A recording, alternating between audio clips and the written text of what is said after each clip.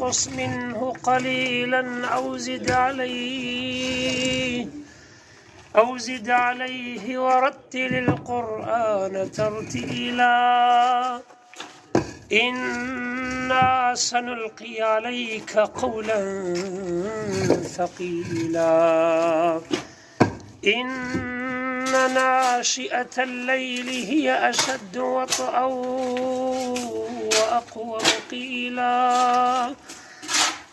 إن لك في النهار سبحا طويلا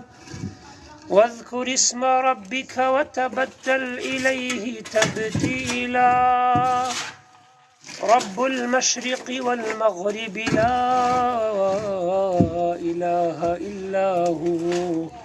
فاتخذه وكيلا واصبر